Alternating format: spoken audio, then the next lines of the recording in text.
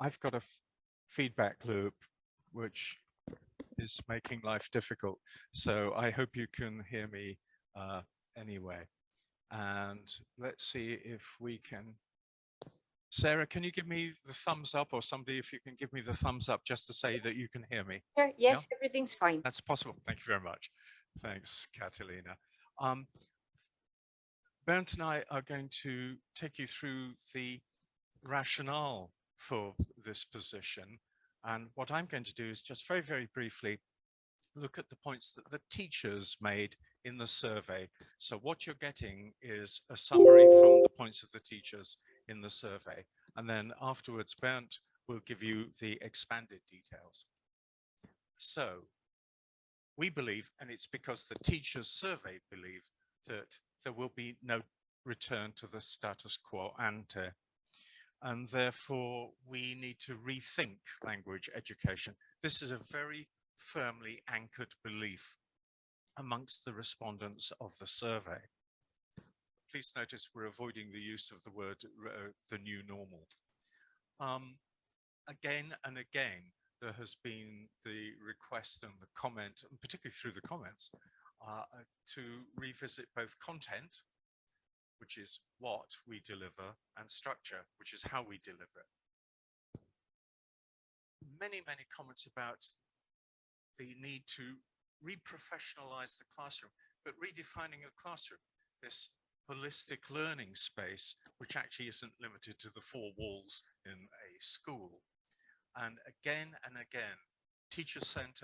learner-centered, but teacher-facilitated. Some teachers used learner-centered, teacher-centered. And they didn't mean to say that they wanted to be protagonists, but that they were the deliverers of this learner-centered system. And looking at enabling skills.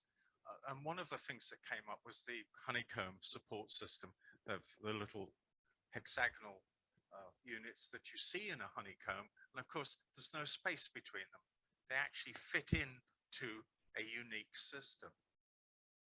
A request for better awareness and transfer of promising practice. How do we get people to hear what some other colleague might have achieved and in what context? And again, rethinking this and the things that we need to reflect on. And there are many, many more. This isn't an exhaustive list by any means. But the 3 points that I would like to highlight would be rethinking it, but with what constraints?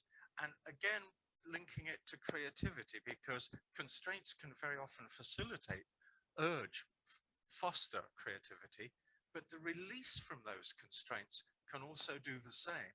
And that's one of the reasons we want to be looking at what's happening in the future as these constraints start to come off.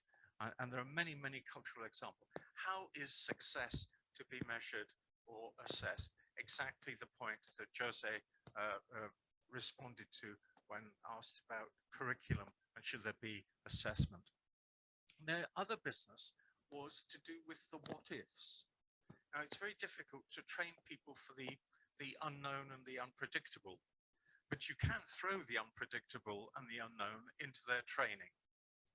And that's something that perhaps we need to think on in future. We won't always be able to determine what the endemic environment will look like.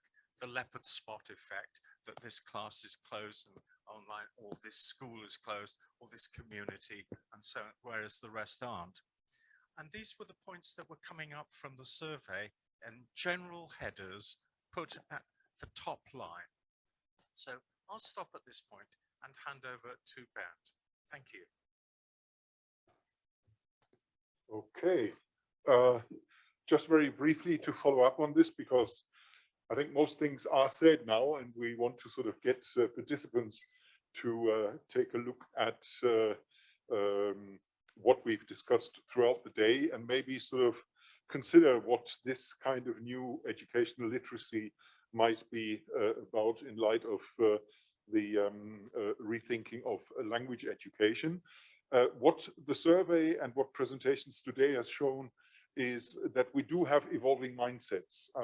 Teachers, professionals in language teaching and language learning are rethinking. And as we said earlier, the pandemic has sort of acted as a catalyst to sort of take things a step further. And as David Little pointed out, we've got in a way 2 points of reference now. We do have the CEFR companion volume and the CEFR that has for a long time and is more and more so stimulating rethinking of the kinds of skills, competence, and agency construct in a nutshell. So language use equals social agency. That's a point of reference as elaborated on by David Little earlier on. And we also have a point of reference that invites us to rethink the language classroom in a metaphorical sense construct. And this is rooted in a lot of things, as Peter just pointed out, that came to light based on the survey. So the idea that this necessity and the benefit of having a more diverse construct of learning spaces and learning contexts, that there is less compartmentalization, there's more sustainable agency orientation involved in this, is something that's another point of reference. And all the items that Peter listed before are the ones that need consideration.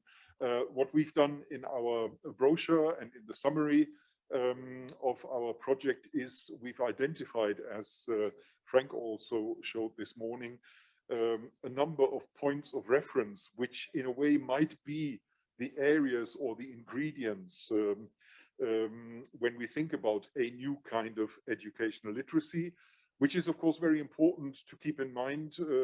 This educational literacy is not only teacher relevant and teacher centered, it's also learner relevant.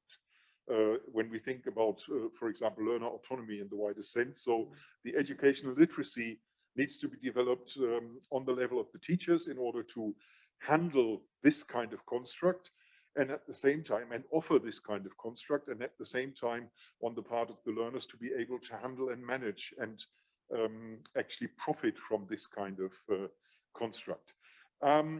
We've had this quote earlier on today, and what we'd like to do now is basically, we would like you in individually, that's for the people who are watching us over video, and in groups, that's those participating in the Zoom space, to consider this particular issue, what you take as the opportunities and the requirements of the evolving changes in language learning, language education, and maybe the kinds of ingredients that might provide or make us define for a new kind of educational literacy. What we've prepared for those in the working groups in the Zoom space is a Mentimeter, a flowing grid construct where you can, in the groups, maybe think about 1 or 2 statements to that effect that you can then, per group, that is, that you can then enter into the flowing grid Mentimeter. All of those watching us over video are invited to share their views in the chat.